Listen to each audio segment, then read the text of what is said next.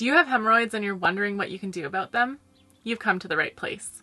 My name's Kristen Norwick and I am a pelvic physiotherapist. I have a master's degree in physiotherapy and I have extensive training in pelvic health, which encompasses bowel health, which includes hemorrhoids. So if you have hemorrhoids, you've either been diagnosed with them or you're pretty sure that you have them. Ideally, the first step that you should take is to talk to your family doctor about them in order to see if there's any treatment that they want you to pursue. But the other thing that you can do is you can see a pelvic physiotherapist. So your pelvic floor muscles absolutely could be involved in why you're experiencing hemorrhoids. And let me explain further. Here's my pelvic model. This is your pubic bone at the front, tailbone at the back, two sit bones here, and your pelvic floor fills this whole of your pelvis. Every human has a pelvic floor, and your genitalia will be right here.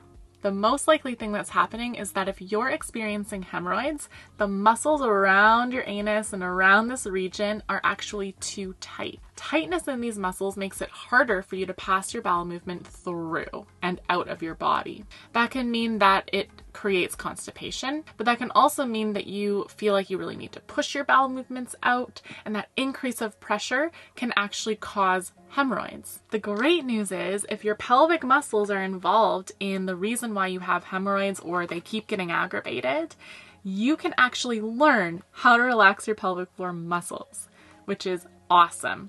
Most of us never learn how to do this in our lives. It's not something that we talk about often. It's actually one of the reasons I started this channel, so that you could Google it and find this information for yourself. But you want to learn how to relax your pelvic floor muscles. Your pelvic floor muscles need to be able to both contract and relax. And so in order to learn just briefly how that movement occurs, when you're sitting there and you relax your pelvic floor muscles, they should all move down towards the surface that you're sitting on. So the squishy tissue between your sit bones, where your genitalia are, where your anus is, should move down as you relax. You should be able to do this without holding your breath or feeling like you're pushing using abdominal pressure. Sometimes it's really helpful for you to actually time this with your breathing. So as you breathe in and you fill your lungs with air, your pelvic floor muscles move down and open.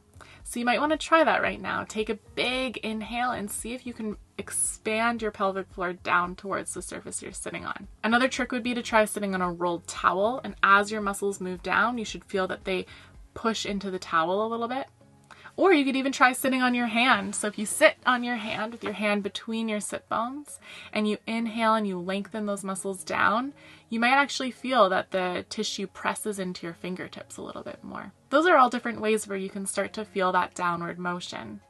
The absolute best way to learn how to do this is to work one-on-one with a pelvic physiotherapist, and you can book with one of us by visiting the link in the description of this video. You could also try out a pelvic yoga class that I've done before, so I'll leave the link up here for you. And in that class, I teach for the entire yoga class how to move your pelvic floor with breath, and how to do that in different positions. Once you learn how to relax your pelvic floor really well, then you can apply that skill to actually trying to empty your bowels. So when you sit on the toilet to go poop, to empty your bowels, you need to be able to relax your pelvic floor muscles. And so if you relax your pelvic floor muscles, move them down and open them, so open your anus, when you're sitting on the toilet, you should feel like your bowel movement can pass through more easily, and ideally it should eliminate the need for you to push or strain or feel like you really need to push your bowel movement out. The other thing you can try that helps pretty much everyone pass their bowel movements more easily is to get into more of a squat position. So if you have a squat toilet, that's great. If you have more of a Western style toilet where you're sitting more upright, the best thing that you can try is a footstool, like a squatty potty that you can prop your feet up onto, which allows you to get into more of a squat position. And this squat position actually allows your muscles to relax just automatically better, to allow your bowel movement to pass through better, so you feel less that need to strain. In that position, if you do feel like you need to apply a little bit of pressure, you can do so as you blow out, imagining you're blowing candles out on a birthday cake, like this. The other thing that might help with hemorrhoids is if you can change up your diet and your water intake to allow for your bowel movement to more easily pass through. And things that generally help with this, but again, might be worth chatting with your doctor or your pelvic physio specifically for your situation.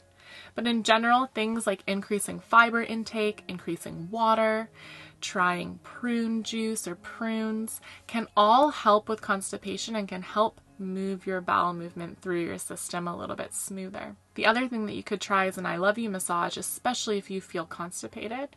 And this I love you massage can also help move your bowel movements through your system a little bit better, ideally making them less firm and less difficult to pass and less likely to irritate your hemorrhoids. Great. So to recap, you can chat with your doctor and your pelvic physiotherapist about this. You can try learning how to relax your pelvic floor muscles, learning how to empty your bowels while relaxing those muscles, getting your legs into more of a squat position and not straining and pushing. And you can potentially change your diet up a little bit to see if that helps. If you have any other questions, please don't hesitate to ask in the questions below. And we would be happy to assist you in a one-on-one basis. We see everyone over video call. So if you want to book with us, you can visit the link in the description of our video. Hope you have a great rest of your day. Bye.